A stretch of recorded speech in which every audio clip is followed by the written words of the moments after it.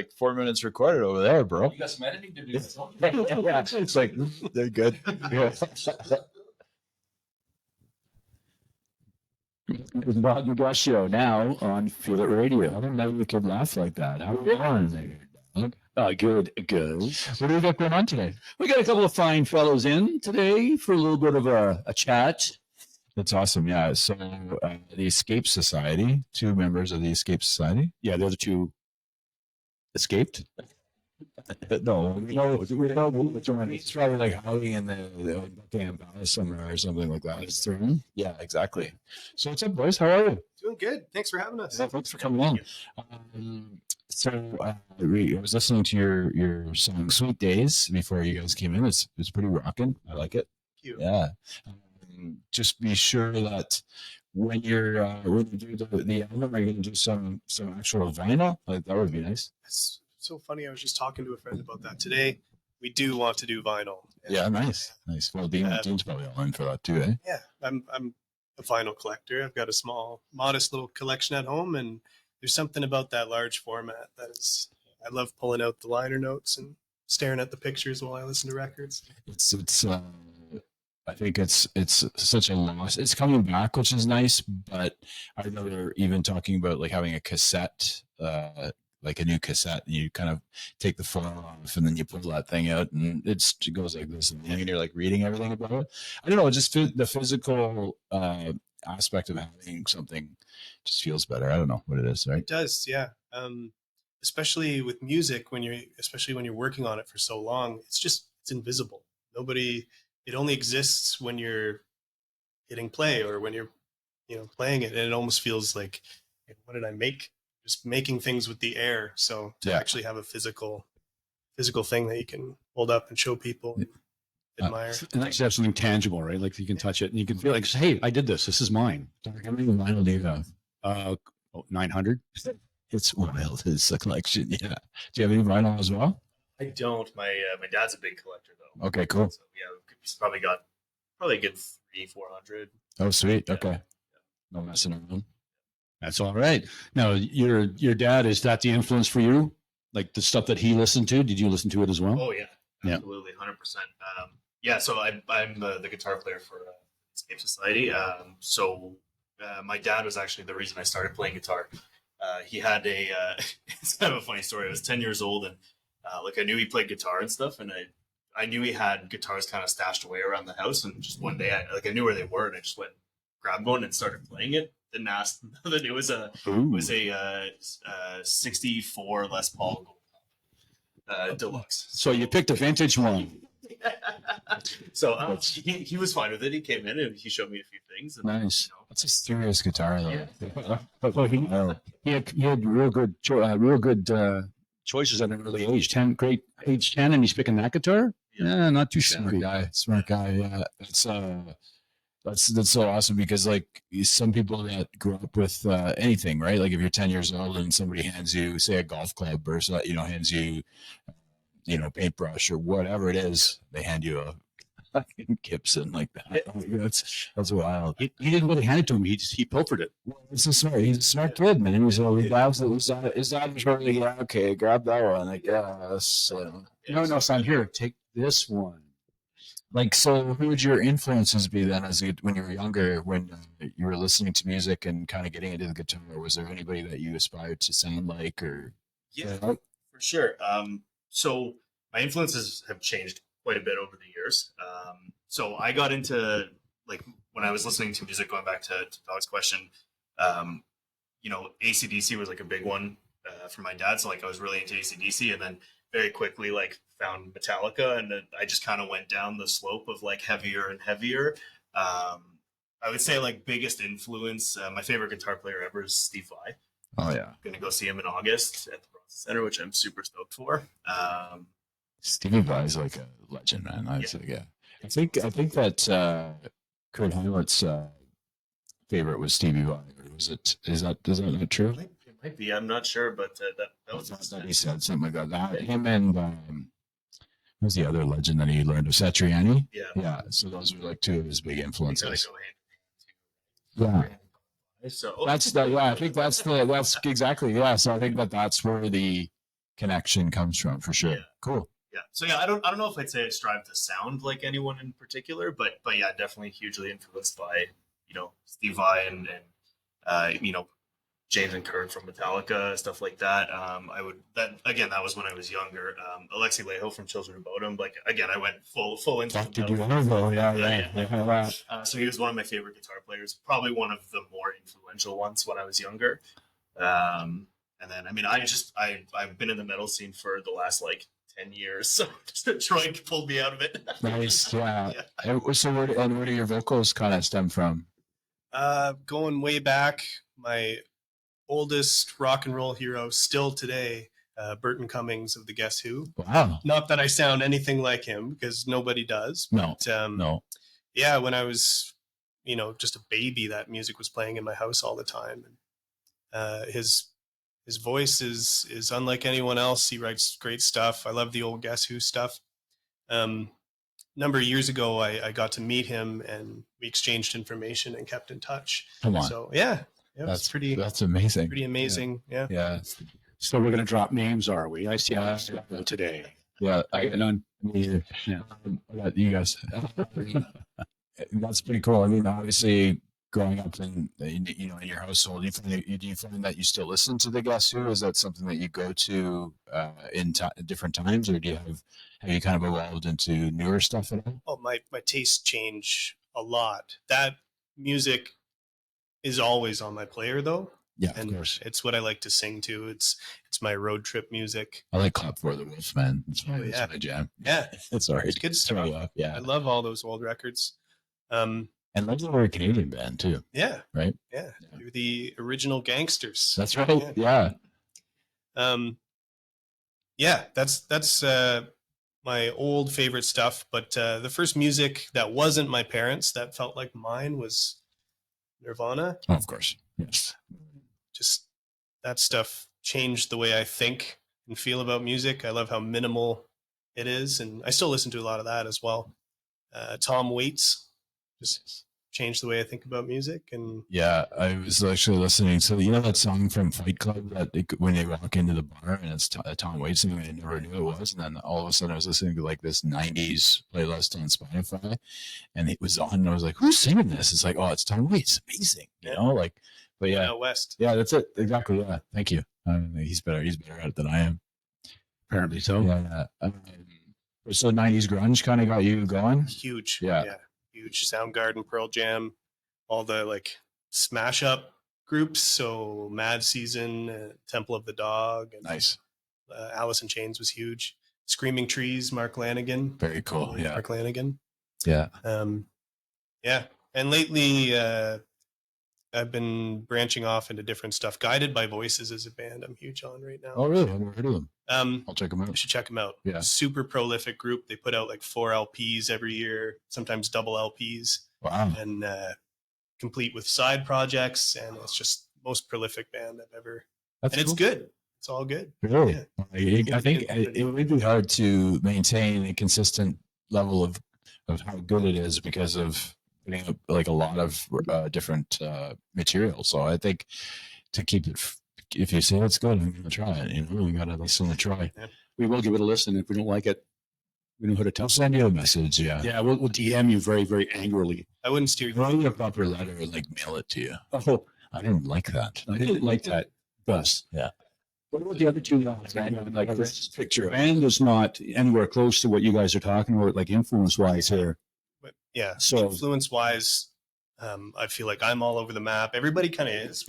We're music lovers, music instructors. We teach, and Dean's an excellent producer. So we all kind of have to have broad tastes. I think one of the groups that we all agree on is the Foo Fighters. Is one of the ultimate bands of all time. As far as like what we sound like, the Killers gets mentioned a bunch. We've had some interesting comparisons, like White Reaper is one we've got recently. They've got some great stuff. We've got some comparisons to the Arkells. Arkells, yeah. Okay. That's an interesting one. And yeah, Jay's huge into the Foo Fighters. Jay's our drummer. Queens of the Stone Age.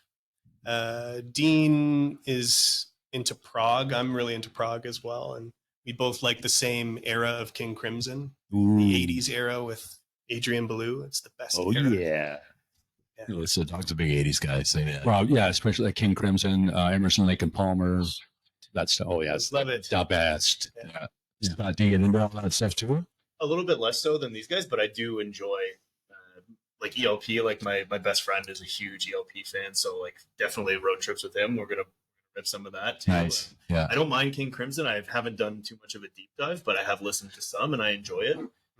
They got some really great stuff, and they got some stuff that's kind of like you kind of it's an acquired taste. Yeah, I love all of it. I love like every era. It's some of it, like it's so different. If you listen to like mid 2000s Crimson versus like 1969 Crimson, it's like completely different. The same spirit is there somehow. It's like there's a philosophy to how they work. Yeah, that shows in the artwork. So, oh yeah, the artwork is insane. But yeah, that's cool. So that's the amalgamation for the whole band. Is like that's the sound that you guys are coming with. Is all of these different influence that you guys have. For sure, yeah, it all creeps in. Like I think you're a product of what you put in, right? You are what you eat.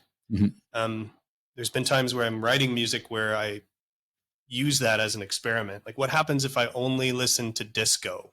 Right. You know, what's going to come out, and it might not sound like disco, but the way you approach the rhythm of a song might be impacted by it somehow, subconsciously. Yeah, that's a great point. Like, I wonder if like what you're listening to influences how you write and how you sing, and would you find that that's true? 100%. Yeah, it comes out. Sometimes you don't notice until later, and you're listening, and you're like, "Oh, I know where I got that idea from." Yeah. I hope no one notices. The VJ are rocking in my ears. Yeah. Well, that's funny because like disco is so like. Yeah, it's the 70s, but it's also now.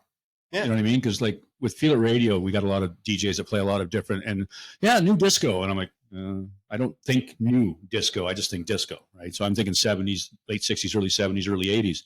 But yeah, you're right. It's just like it's in transformation from the 70s to now. Yeah. Yeah. Certain styles or certain, you see it with clothing, you see it with architecture. Certain things just last throughout the ages and never seem to be dated. I'm really fascinated with that in music. Like what sorts of melodies will stand the test of time, and from old folk music to like the Beatles and a lot of like I've become obsessed with the genre power pop. It's these very like sweet melodies that you can hear a band like White Reaper today and it feels fresh, and you can listen to Buddy Holly and it's still kind of part of the same family tree. So I'll have to listen to White Reaper. I know Buddy Holly, but White Reaper for sure. And you've got a pretty good basis with the Guess Who too. So like that's a good base to go out on for sure. Yeah. Do you play instruments or do you just sort of you're more vocals? I play all kinds. Yeah. On the record, I'm playing guitar and keys, and I play bass on a song, and just kind of fill in all the gaps. When we started this project, I wasn't sure what it was going to be. I wanted it to feel like a band, and was kind of Dave Grohling it. The first Foo Fighters record, Dave had all these songs and went in and played the drums himself, played the bass, played guitar, just banged it out, but called it Foo Fighters because he wanted it to feel and look like a band. And so that's kind of how it started. And then I started inviting in, I didn't want to play drums myself because Jay plays drums the way I want to play drums. So good. Yeah. So he was in, and then I was like, I hope Scott will maybe play a guitar solo on my record. I really hope he says yes. And like Scott comes in like a bat out of hell and is like, I love these songs. This is a band. And and then we were a band. Hijacked the whole thing. I think the guitarist might survive. And then for the geek factor, they just brought Dean in. I play him too for that bass. And this is what else you're going to do. Yeah, fair enough. It was initially Dean and I. We started chatting. We've been kind of like musically flirting with each other for a while. Like we should do something.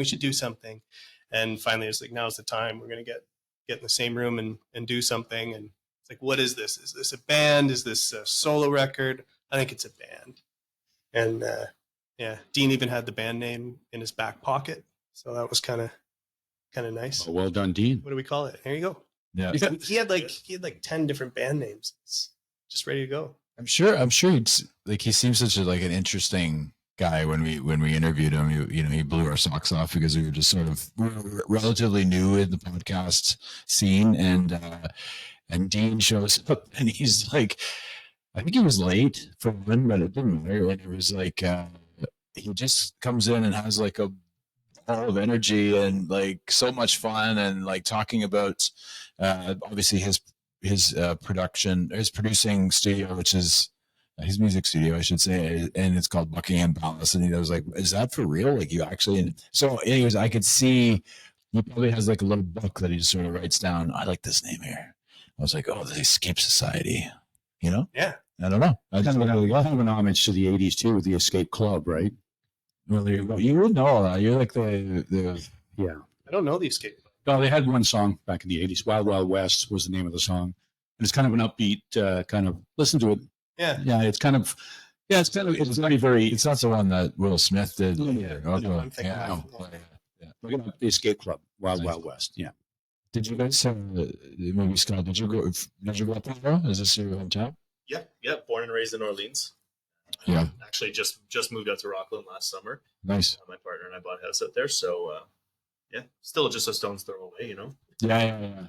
We're not too far, so It's funny though. Like I'm an old school Ottawa guy, and it's like I'm West Ender, so I don't know anything about yeah, Orleans. we have a rivalry. Yeah, exactly. Yeah, exactly. So it's like, yeah, we never go to the East End. I remember going to Blackburn Hamlin. I was like, this is like so far away, because we went for like to play baseball or something. It was like, I don't love here, you know. And then, Why never you get Yeah,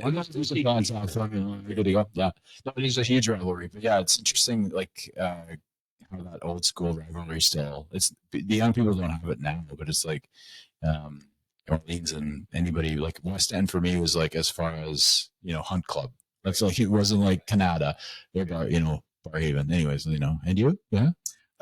No, I grew up in a place called Kamlaki, Ontario. Wow. Okay. Small town outside of Sarnia. Okay. I know. Sorry. Another small town. Yeah. Yeah, I moved here when I was 19 or 20. Went to the Audio Recording Academy, Terra, at Raven Street Studios, and studied applied audio engineering, and joined some bands from there, and kind of fell in love with the music scene in Ottawa. Ottawa felt like a booming metropolis to me moving here. Of course. Yeah. from where you were, absolutely, yeah. And I'm surprised you didn't pick Toronto. Just too big? Yeah. No, I just ended up here and just got stuck here.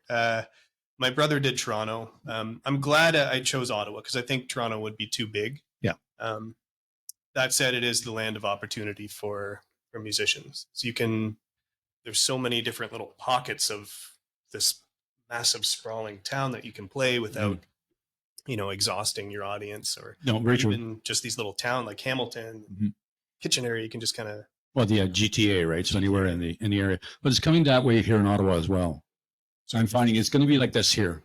Like we've got, we can go outside the city. You can go to Smith Falls. You can go to Perth. You can go to Arnprior. yeah, Like Pembroke. Like there's Lasso Live out in Pembroke. It's a great little bar. even So- Kingston, Cornwall. Yeah, exactly. So I feel like we're up and coming, and it's the best time to jump in is right now because it's getting bigger here.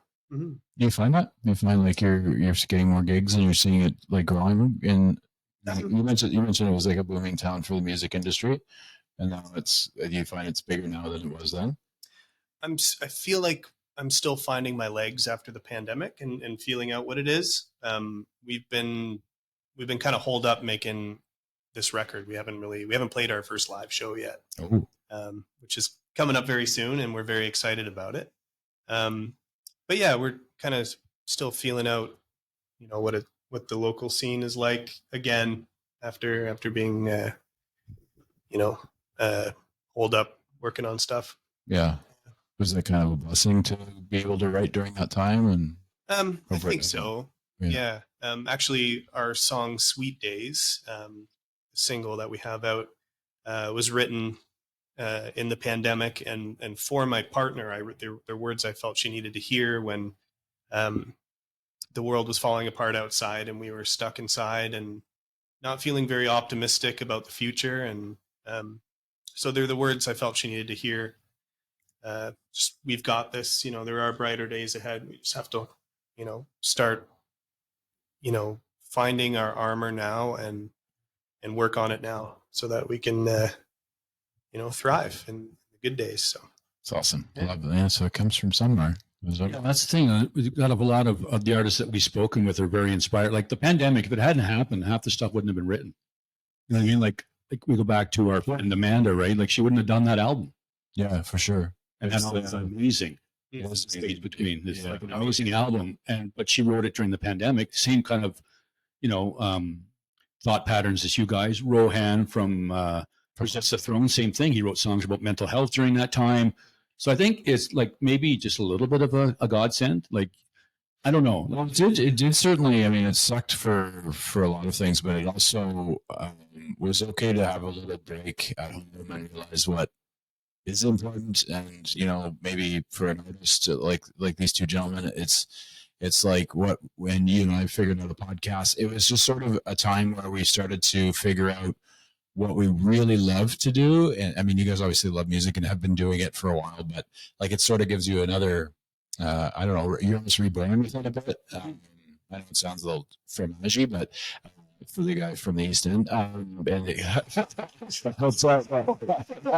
you know what I mean? Like, I think it was sort of a time to just sort of sit down and realize, okay, you know, we're home, we got our house, we have our family, we're okay, you know. And it is kind of a cool thing that came from it, is to have more artists come out and make some amazing music and have great lyrics and, you know, great bones to that song. I mean, I really enjoyed it. I listened to it a couple times, and yeah, like obviously Scott has some licks, that's for sure, and your voice is amazing, so it really works. So we really look forward to hearing the full album when it comes out. Are you going to do singles and then release the album? It's kind of the go-to now, eh? Yeah, that's the plan. So we're gonna tease the record a little bit more and make you wait. Yeah. Slowly drop a few singles this year, and yeah, we're not good at that, so hurry up with it. Yeah. Dog's very impatient. I'm very impatient when it comes to that, Yeah. especially when I like stuff too. It's like, okay, I want to hear more, and I want to hear it now. Yeah, but that's because you're the Netflix era, bro. Yeah, man. Remember, we used to wait a week to watch Sopranos, okay? Like, and then you had to wait another week. But no, it does make sense because you're dropping singles and you're creating a bit of anticipation. Yeah. No, it's good. It's very good. Yeah. Like it's the way that everybody seems to be doing it now, right? I'm just happy they're going to do vinyl. Yeah, I'm stoked for that. I will be buying some of that for sure. to the vinyl now. So It's just on video. It's story vinyl. It's for millions of listeners out there now. But yeah, no, it's cool that you're going to do that. I love that. And, you know, Dog and I sort of, like, Dog's always been into vinyl, but I was late to the game. I have a ton of CDs because I think we're similar in age, and that was kind of what we were listening to in the 90s. Yeah. It made sense. Tell us about the beer, Scott. Because you got a beer coming out. Our good friends at Stray Dog Brewing Company. So, you know, we were just kind of brainstorming, you know, some of the things we could do to just kind of help launch the band and launch the first single. And it was like, you know what, like super good friends with Mark and Mary and Justin down there. And, you know, myself, Troy and Jay, we all play in another band together. And we actually had just played their 5-year anniversary party last summer.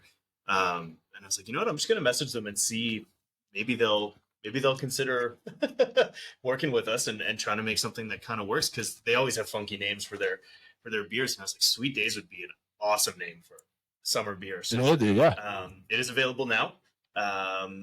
It's a blueberry wheat. It's awesome. All their beers are wonderful. They're great people. So, Supporting local. Yeah. Supporting local. They've, you know, they kind of thriving right now, and it's an awesome little small brewery, very good, very family oriented, very it's pet friendly. So as the name suggests, Stray Dog Brewing Company. Yep. Dogs are not only allowed, but they are encouraged. Encouraged. Yeah, that's great.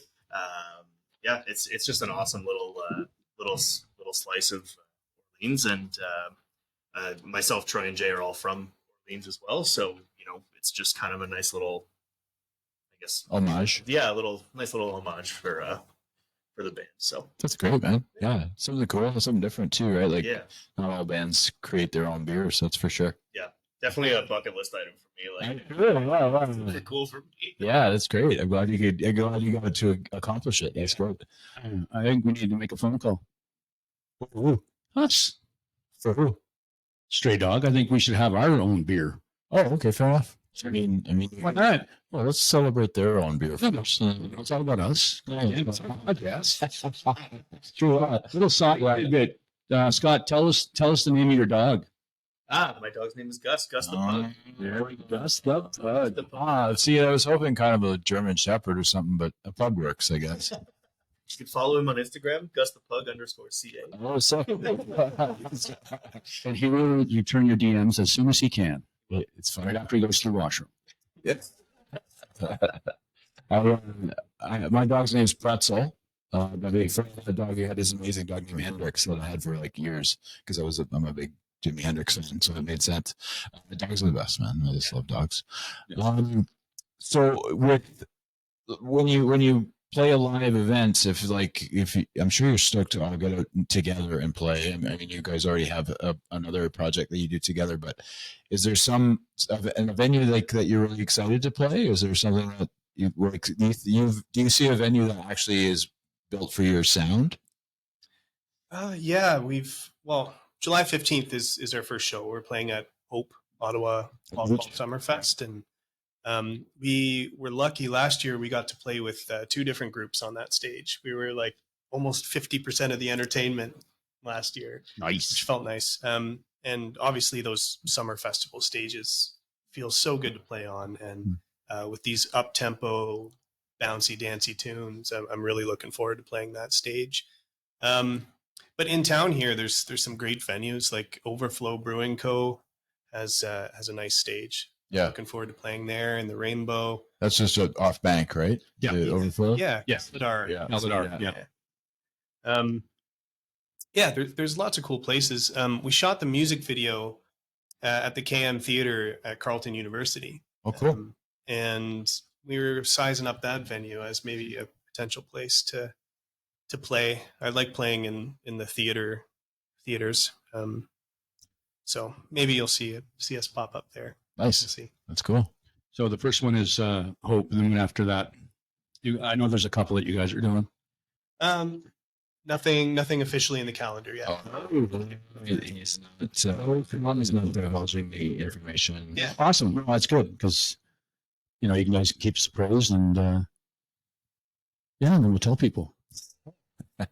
Well, that's what, Well, maybe we won't. Who knows? I'd love to have you out at a show. I follow you guys on the socials. And I see you're always out. I guess Dog's the big out guy. I had twin girls 9 months ago, and so my going out has slowed down a little. Yeah. It's amazing, but it's thank you. Yeah, it's amazing. It changed my whole life for sure. It's cliche and all that stuff, but it's great. Yeah, cool. I mean, so if if you were to say something for the band, like how do you envision the band? Is it just a one album project? Is it going to be multiple? Do you just going to play it by ear? I will do this for the rest of my life if I can. Yeah. Well, good. We're hoping to grow it as big as it'll get, and play live, put out as many records as possible, and our philosophy is simple: is to make the next show better than the last show, and make the next record bigger and better than the last record. So we'll see how we do. That's cool. Yeah. Well, with the first single in the video for that, it was freaking hysterical. So I could just imagine seeing you guys live is going to be a lot of fun to watch. Now, are all the songs kind of tailored the same? Are they all upbeat songs? You guys got anything that's a little less? We've got your obligatory power ballad, and we've got a few down tempo things, but a lot of it is up, feel good. Everything on the record is in a major key. I don't want to give away too much stuff. No, that's fine. But that is something I was striving towards, is I feel like in the last 20 years of music, a fad has crept in to popular music where it's really cool to be depressed. And it's really just so cool to be sad. And and I find it's easy to write songs and talk about those deep feelings, and it's less easy to, maybe write something that feels real in a major key, without it sounding like, no shade to Raffi. I love Raffi, but it's a tough thing to write a hooky, major key song that feels genuine and real. So that was one of my challenges, and it's also not cheesy. but not cheesy. Yeah, it's not like this like toxic positivity at all. Like I'm not about that. But I wanted to. I love rock and roll that makes me feel good, and I think everybody likes feeling good. And I think that's where a lot of the sad music comes from, is people venting their frustrations and getting it out. And when I was in high school, I was big into punk rock, and I went to all the punk rock shows. We, throw elbows around and get all sweaty, and it was just releasing that, angst and all the negativity, getting it out. But I find that when I listen to a lot of sad music, I'm not getting it out.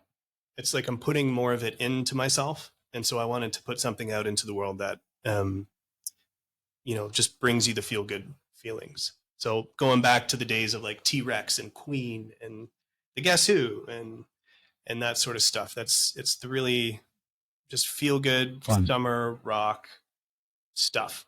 No, it's a good place to start. Is that Hope Volleyball for sure? That's a great venue to start. Oh yeah, good form. Oh, I think it'd be some people might want to dance. Yeah, I used to love dancing at the Hope Beach, man, back in the day. Back in the day. Scantily clad. Yep. Yeah, no, it's going to be a great show. I think JJ Wild's playing that, isn't she? Yes. Yeah. Jay Wild, the Bluestones, the Beaches. Oh, I like Yeah, the it's Beaches. Beaches. Me too. It's a great lineup, man. Really is. Yeah. Okay. Maybe you take the trip down there. Yeah, maybe just stand on the outside, listen in. No, I love that venue again. I was mentioning it, but it's so cool that I like where you're going with that. Is Raffi the one that does the kid songs? Mm-hmm. Yeah. Because I listen to them all the time. Just, Baby Beluga and like Megan, shout out to my lady, but Baby Beluga is something that we calm the girls down with. It's pretty hilarious. It's timeless, man. Little red wagon. It's timeless, man. It's timeless. I worked at the group home. One of the ladies there grew up with that stuff, so she still we put it on for her when she went to bed. We put on this like a Raffi's greatest hits on a CD, and away you go. Kind of, baby, just kind of standing there listening to it. I want to leave the room, right? I'm like, okay, I better leave. This. It's weird though. It's getting weird. Oh wait, okay. So Dave, I see. Next song. Can we move on? Yeah, no, it's hilarious. Oh, that's cool. Now. Yeah, I lost my thought. He does. It was something very deep, I'm sure. He does that. Yeah. No, nothing. Well, on the subject of Raffi, About the slides. Troy, we got to say. for children's performers, because like it's one thing to perform to like a group of adults in a club, where they've had some drinks, and it's a loose atmosphere, and they know how to behave themselves, and most of the time, but a group of kids like in a theater, like you got to pull out all the stops to keep a group of kids involved. Well, exactly. Yeah. I think you have to be sharp. You got to be really sharp for sure. Yeah. Ultimate performer. Yeah, it's awesome. Sure. Raul, he's been doing it for a little while. Yeah, So he's honed his skills. fair enough. Yeah. Are you guys okay with a whimsical question? Yes, sure. Okay, so what's your spirit animal? Dragon. That was quick. So Can you elaborate? I worked summer camps for 10 years. So this is a common question that I had to answer for 10 years. And Dragon. it was like an icebreaker question. We would do it with all the kids and stuff, right? And then someone would ask me, and it just like everyone says the same things when you're in summer camps, right? You get a lot of eagles for like summer camp counselors because they watch over the kids, whatever. And I'm like, no, I'm going to say something that's going to be interesting to the kids. Yeah, So I say dragon, and then they all lose their minds. Like, that's not a real animal. And I'm like, how do you know? Yeah, exactly. You got proof? Yeah. You got proof? But, like, Yeah. ultimately, I'm pretty loud and obnoxious, so I think it's just kind of funny. I think you know, yeah. It's like in Starsky and Hutch with Will Ferrell's like, look back at me, like a dragon. Sorry, that was where my mind was straight away. Troy? A miniature poodle. Oh yeah. Yeah. Yeah. I in our household we worship at the shrine of the poodle. We Nice. have a miniature poodle named Clover, named after Crimson and Clover, the Tommy Nice. James song. Also, Gus's girlfriend. Yes. Oh, yeah. Yes, they are Oh. partners. So dating, yeah, Yes. exclusively or? Yes. I'm just- Well, It's exclusively of the first Austin B. I know, but that was me being stupid. Silly again. Clover's very faithful. Yeah. She sniffs around a bit. But Yeah, but she's being, Just, we got no comments on that. she's a lady. lady. Yeah. She's a lady. Now, if you guys could open for any band out there besides the Foo Fighters, I'm going to keep that one. Besides the Foo I'm going to Fighters, take that okay. one away from you. Okay. ooh, Who would it be? the Foo Fighters. No, No Foo. Yeah. Not a Foo. Is it like Foo Fighters adjacent? Whatever you want. okay, I was gonna What do say you think, Beans. Scott? Yeah, let's God answer this one. Yeah, I mean, it's a good question. So my go-to, if it's not going to be Foo Fighters, my personal go-to is the Killers. I love Nice. the Killers, and like it's always me harping to like I'm always the one advocating like, yeah, we've got a little bit of Killers vibe to us, you know. So it was Scott that said it. That's who was. Troy said it. Troy said it. Troy said it. No, he said it. Somebody said it. No, I'm just kidding. Go ahead. But yeah, So so Killers. that would be my pick. If it's not Foo, like for me, the two bands I always compare it to is Foo Fighters and the Killers. When people ask me what we sound like, and so if it's not going to be Foo Fighters, if we're taking that Fair off enough. the table, then go with the Killers. Sounds good. And Troy. I'd love to open for my hero Burton Cummings sometime. Burton, if you see this, just consider us for an opening slot. Seriously, if you're ever stuck for an opener. But actually, when I think about it, going back to the Beaches thing, in 2017, I saw them play before they blew up, before they were like the hottest band in Canada. They opened for Death from Above at the Bronson Center. I had no idea who the Beaches were, and they came out. From the moment they walked on stage, I was fascinated with their presence, with their sound, with how they commanded the audience, just the way they dressed, and like their choreography was really well thought out. And I love them now. They're awesome. I was hooked. Like I went and sought them out in the lobby because they were just the opening band. They had a tiny little merch table. They were like super little modest merch table, and I just had to get to know them. Like, who are you? What's your deal? I'm gonna buy your record. I'm gonna follow your socials. I went out to dinner at Dunn's after, and they ended up coming in there too. And so I ended up at their table chatting with them a little bit, and I came home and it occurred to me that they had done the magic trick that every band wants to do to a new audience, is get them to commit to socials, to want to get to know them more, to buy their record.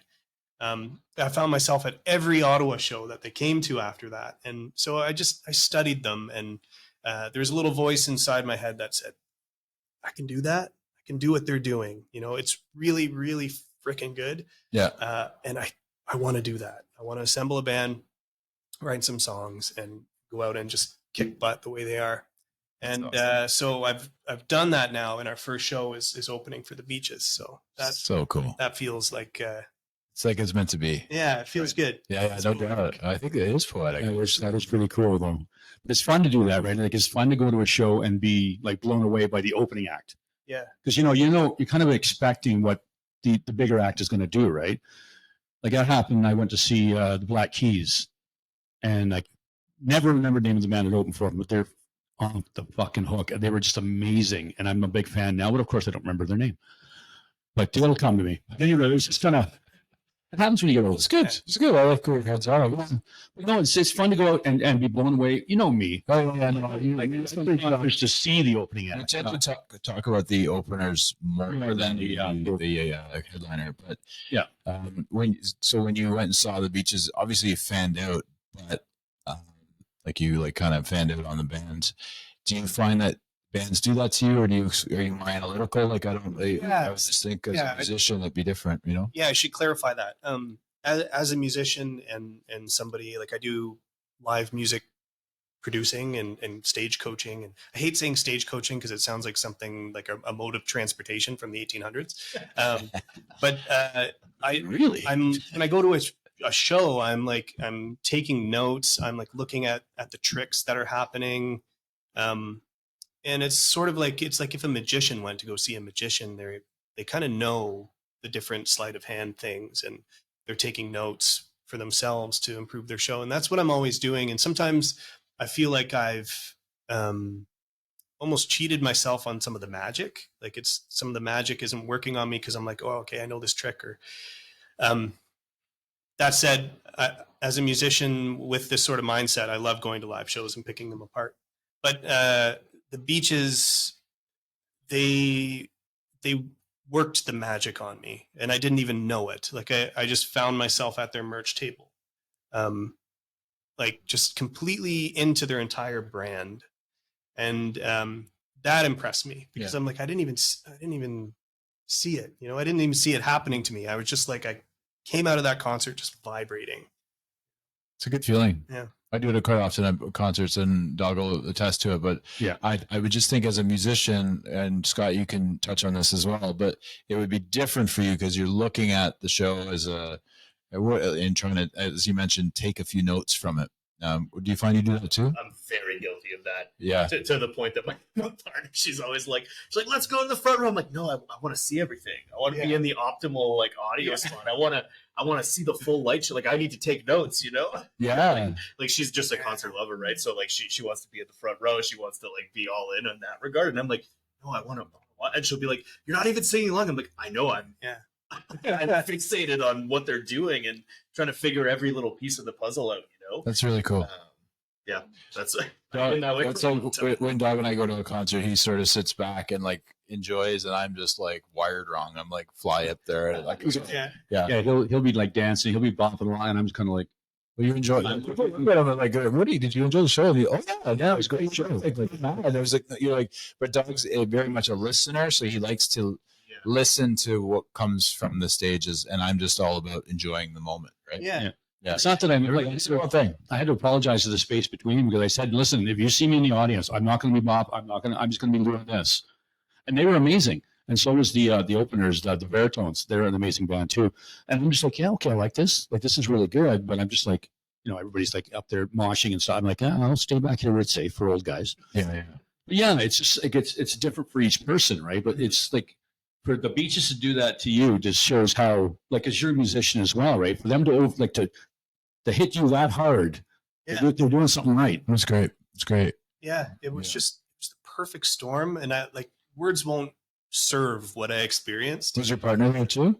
Like, did was she there? No. No. I don't think we were seeing each other yet. A friend had brought me up to see Death from Above, and I wasn't even a Death from Above fan. My friend was super into them, and said you got to come, and so I went. The opener, like there was a first opener that played, and like I really wasn't feeling it. I don't remember who it was. Sorry, whoever you are. I just wasn't feeling it for whatever reason. They were watching. And then I was like kind of starting to feel bummed. Like, what's the second opener going to be? Like, is it going to be bad? And then they just came out like so much power.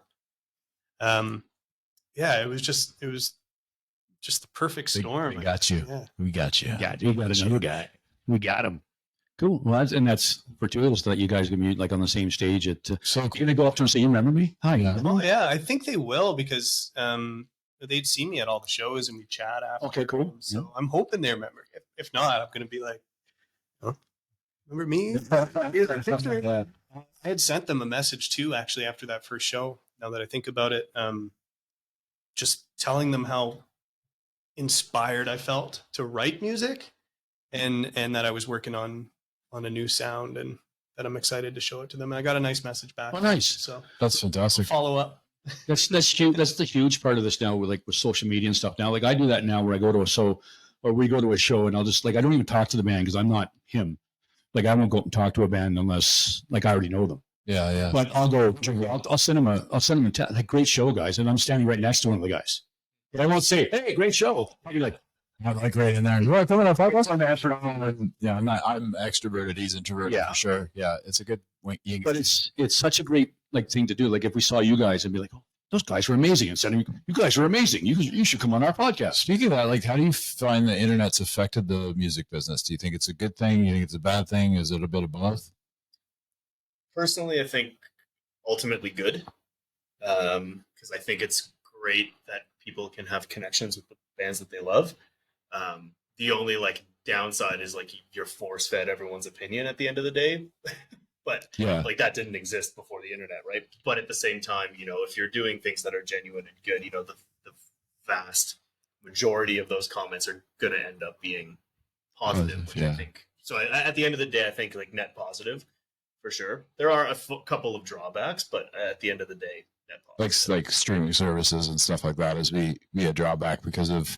I mean, you get your music out, but I guess it's a good catalyst to get them to purchase things later. But I don't know, just not that because I'm thinking monetizing your band, but if you're doing what you love anyway, I get it. It's just I was just wondering more like that way too. Yeah, from like a streaming service standpoint, what I like about it is that it's really easy to get your music out into the world. Yeah. Right? Of course, that leads to a little bit of oversaturation, but that's not necessarily a bad thing, right? Because there's music out there for everyone, and everyone likes different things. So, making that really accessible for artists, I think, is ultimately a good thing. Now, if we're talking specifically monetization, now that's a little bit of a problem. I think it's criminal how little artists get paid to, Oh yeah, we chatted about it. Yeah, come in, it's like less than a penny for like a third of a penny or something like that. Right? Depends on the service, but it can be even less than that sometimes. And I think that's a little bit crazy. It is, especially because they're charging everybody $10 a month. So why is it? Why is it based on simply streaming, especially for smaller venue artists, right? Like, what about you? I think it's great. Like when I give myself a temporal perspective on the internet and what has just happened to us, like we shot a music video, put it online, and then, as a band launching with 0 followers, we just kind of started from scratch, put our video online, and we've had 2,000 views on it already. 30 years ago, you're a band just starting out. You don't have anybody. That's true. 2,000 people looking at your stuff, like that's going to take a while to get just that reach, So good point. Very good point. We're in the minds of a lot of people right now, and there's a lot of obsession with going viral and having these huge numbers, and I like to kind of cleanse my mind of that and just appreciate like what we actually just did. Feels like a good accomplishment. Being a new band with, like Troy said, with no following, and we just hit 2,000 views today, and like. Fantastic. That's awesome. Yeah. It's pretty impressive. It's super cool for us, like, again, 0 following, and just kind of, people just, I guess, latched onto it. So thank you. Yes. No, it's a great song and video. So I can understand why. Yeah. Now, question going back to the Mooney's Bay. When did you guys apply for? Like, I assumed you had to apply, right, to play? Yes. So when did that happen? We reached out earlier. Now I don't remember. We a couple months ago. Yeah, we reached out early on and didn't have a product to show the organizers yet. So we didn't really hear anything back. It's a little bit of a shot. Yeah. We were like hoping because we played with 2 different groups last year, and we were hoping, maybe we can play that stage again. And then we sent our video when it was finished to the organizer, who saw it and instantly told us. Like the next, within 24 hours. Oh, within... The word I got was within 10 minutes. Oh, wow. We got a message back. Do you guys want to play on the Hope stage? So, that's awesome. Yeah. Yeah, that's pretty cool. Feels really nice. Yeah. I love that you're pretty you're kind of shucks in it for me. Like you're like, we just got 2,000 views, and I think that's like I love it. I love that you're modest. And because Dean isn't, right? So I'm just kidding. What's the most trouble you've gotten into? Oh, you don't want to ask me that question? Well, I do. I did. Really? Well, you don't have to answer it if you don't want to. Or like after this podcast? Well, just it's a random session. You can answer it any way you'd like. I guess the only thing I can really think of, there was one time I was at a party at a friend's house, just like a house party, and we wrapped up. We were good. We wrapped up, under the 11 o'clock noise curfew. But I guess one of the neighbors got upset and called bylaw on us or whatever, or maybe called the police. Anyways, I wasn't sleeping there that night, so I wasn't far from home. So I was walking home, and I legitimately just had a can of ginger ale in my hand, and I was walking down the sidewalk, and cop pulls over and like shines a flashlight in my eyes, and he was like, "What are you doing?" And I was like, "I'm walking home." Like I was still pretty coherent at that point too. Like I wasn't a mess or anything, right? And he was like, "Okay, what's in your hand?" And like, just a ginger ale, you know. He was like, "Is it actually just a ginger ale?" And it's like, "Yes, here." And like that was pretty much it. He was like, "Were you partying?" And I was like, "Yeah, I was at a friend's house, but like I'm good. It's wrapped up. I'm going home." And he was like, "Okay, then. Like have a good night." You know.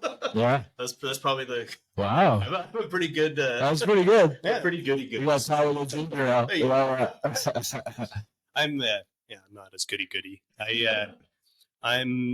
I live in recovery. I'm a recovering addict. You said Someone. Oh, cool. Yeah. Good for you. Thank you. And yeah, so my 20s were a little checkered, and I got into some trouble, but which I won't discuss here. No, we don't need to. Yeah. It's very nice. Yeah. Yeah, I was also checkered in my 20s as well. Yeah, no, I get it. It was just a random question, you know? Yeah. Yeah. Good question. Yeah. So, Dougie, ask the question, please. All right. This one we ask every show. 80s or 90s, gentlemen? Oh, well, Were you ready for this question? Are we talking just music or Music. everything? No, just music. Music, please. Yeah. And then you can maybe elaborate to everything else if you'd like. It's your show, bro. Scott can go first. Yeah. I already thought that. I know he's on this side. I think ultimately I'm 90s. I figured as much. I was born in 92. It's a lot of like I love so many 80s, like especially like hair metal stuff. Like that stuff is so hilarious and so fun, you know. And a lot of my favorite guitar, like Steve Vai auditioned for Whitesnake, right? So That's true. So I mean, yeah, like I have a soft spot in my heart. I didn't know that actually. Sorry. Thank you for saying that. Yeah. Yeah, they told him to get lost. Really? Believe it or Told not, Stevie Vai to get lost? I mean, here I go again, you know. But it's funny how they, you know, Snake did have success for sure, but imagine what they would have been with Stevie Vai, right? Crazy. Yeah. But yeah, I think ultimately 90s. Like I was born in 92, so yeah. 90s. Do you listen to 90s music now? Here and there. Yeah. Some 80s music? Yeah, like definitely. Like I still listen to a lot of classic rock. Like we just have a general classic rock playlist that we rip at home all the time. Like Nice. Cleaning or cooking or whatever. Love that stuff. It's very nostalgic and whatever. But yeah, I think like I listen to music from all kinds of different time periods. But yeah, I think if I had to pick between 80s and 90s, I would ultimately pick 90s. Oh, cool. Yeah. Nice. Your 80s, Yep. your 90s. Correct. What are you more afraid of? You're kidding. Feel like, okay, so here's my deal is the 90s hit me so hard when I was discovering my own music. You know, when you're in your early teens, Yeah. it's part of your identity searching as you find that stuff. Like that's mine. That's my generation. That's what speaks to me. That's what did it for me was the 90s stuff. And Kurt did it for you. Kurt really did it for me. Yeah. And just 90s music, I learned how to play drums by listening to 90s records. I learned how to play guitar by picking apart those albums, sitting at home. So that's what kind of gave me the framework for a lot of stuff. Going back to the recovery thing, part of my recovery was finding some new heroes. Sorry, Kurt. And just realizing that some of those people that whose words I hung off of and philosophies I really dug were, maybe troubled people that I couldn't see it before. And a lot of, again, back to the sad music thing, I became very aware of a lot of the sad, depressive ideas and music I was putting into my head. And so I started listening to different stuff that would, change the way I think. Yeah. So that was a big part of recovery for me, was finding new heroes, new music. And I've been kind of unlocking different sides of music that I never thought I would enjoy. And a lot of it has been the 80s. Yeah. And I used to be like, 80s, like Nirvana rejected the 80s. And I was super, in my teenage mind, very purist about it. And now I'm just like, man, I love like drum machines now. And I love like synthesizers and just the colors Synthesizer. and like the big glamorous rock stuff. I went and saw Toto recently. with Journey. I was there, Oh, so good. right? I was Do you like, like Toto better? I love. Because he's more Toto. I am more Toto. Yeah. I love Toto. Yeah. I'm a huge Toto fan. At that show too, like you said that they were even better. They were, yeah. They left me with the warm fuzzies, and I was doing my analytical thing where I watch the bands and figure out why, and I think I know why. But Well, those guys are amazing session musicians to begin with, right? So to put them on stage together is just, yeah, it's awesome. I thought I might have had them with the pins because that was an 80s thing. Pins were gonna. He also said he was punk rock too. So Yeah, which is 70s. but they're right at It's the 80s. Like the collecting of the pins and wearing them on your jackets and stuff was very 80s. It's true. I have a whole bunch of pins at home. Don't dodge the question. You got to pick one. well, It is- to pick one. Oh, Scott, I fit this order. I like him. It's like it's my primary role. I like you, Scott. The resident Yeah. shit just Keep going. You're not going to hurt my feelings, I Troy. love that they're picking up on that already. It's sort of like, We're very good judges of character. if I had to like desert island it, I'm sorry, man. That's okay. It's 90s. okay. Now, on the same vein, you said you listen to a lot of different stuff now, and Scott the same. Now, if I'm going to go into Scott's record collection, what am I going to find that's going to go? I'm going to go, holy fuck, what? Yeah, something. You're a heavy metal guy, right? So, I've got a lot of like, yeah, there's definitely some like So- underground. so what's something that I'm going to go? You know what I mean? I can't believe that you listen to this. How well versed are you in metal? Not. He is. Okay, so I mean, if we want to like Not like that good, but pretty good. like the first thing that comes to mind is Lorna Shore. Okay, I don't know who that It's is. pretty obscure. Oh, yeah. Yeah. But also like they're the most popular deathcore band in the world. So Okay. it's like, would you really be that shocked? No, Maybe not. I'd be more shocked if you had like, When I say when I say obscure, I mean for people that don't listen to that type of music. Okay. Yeah. Here's one for you. I listen to a shit ton of like lo-fi beats. There's this keyboard player. Her name is Mystique. That's Okay. her, with a Q, Misstiq. She's from Australia, and she does keyboards in her metalcore band as well. But then she has like this. She started as just like a side project, and she did like session things. Her claim to fame is she went viral on TikTok for pimping up deathcore songs. So she'd take like a famous breakdown, and then she would write these beautiful orchestral pieces over top of it, and then Nice. they went viral. I love that. But then she put out an album, and if we're going back to the last question of 80s and 90s, I'm a huge video game guy. Nintendo 64 being my Nintendo 64 collection is my pride and joy. Wow. So she wrote an album called Nostalgia, and it's all lo-fi beats of different songs from that era.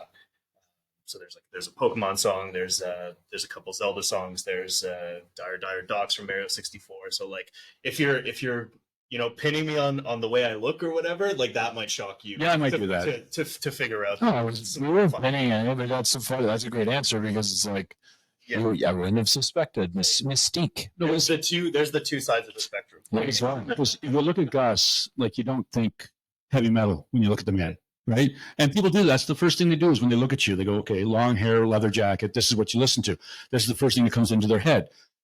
Not, It's So it's you- funny because I listen to heavy metal, but I also listen to 90s hip hop. yes, I know, Yeah, but you also listen to I it all, like 90s hip hop. Yeah. you know. It is. It's the best Good time. stuff. Best music comes from the 90s, like in all lands. Like, But this is the reason for the question. Yeah, it's a good because question. when the people look at you, this is what they think, right? I mean, I went to the very first time I went to the queue, the old broken queue there. a brass monkey. Yes, thank you. And I walked down the stairs, And a funky monkey. and Brad was there, and he's like, he goes, "You're into death metal." I'm like, "No, Yeah, No. I would have guessed you were the metal guy. no, I'm not. Like, I'm really not. That's why I asked the question. Total, yeah, exactly. Troy, if we're going in your record collection, what's going to surprise us? Anything obscure? Like in my actual physical Yeah, record. yeah, or your Spotify playlist or what have you. And I got weird stuff. I love just filling my brain with just like the strangest finds. This goes for like books and movies and records. I'm gonna have to say Jay actually has this in his record collection. As he inherited a bunch of records from a family member, and it is a gold mine of just the strangest old stuff. But it's kind of become a band favorite. It's a record called Star Wars and Other Galactic Funk. Nice. And there's like the one main theme, Star Wars theme, is like kind of loosely incorporated into like a disco feel, but it's like changed just enough so that they like don't get sued. And then the rest is just other galactic funk. So just weird like spacey funk stuff. And so that's kind of our jam. Cool. I love it. I'm gonna have to check that out. I was I never remember that. Yeah, but I guess I could always play it back. Yeah, we could actually listen to the podcast. So next single comes out when before July 15th or After. Okay. Don't have a concrete date quite yet, but it is going to come out shortly after the Hope Show. Got a few things to line up still. You guys are keeping everything pretty close to their chest. They got a bunch of ducks. They're not in a row yet. I mean, they are. Yeah, make sure. Okay, so as we wrap up, make sure you check out Sweet Days. Not only the song, but the beer. And if you get to go see them at Hope Beach, make sure you follow them on all the socials and also buy their album when they get it out in 6 years from now. Sorry, I was like, is this guy for real? But no, thank you guys for coming. Appreciate your time and coming out to see us. And we look forward to following you all along in the journey and hope it's big success all the way. Absolutely. Thank you Thanks so much. Yeah, thanks, guys. Thanks, guys. Have a great week. Excellent.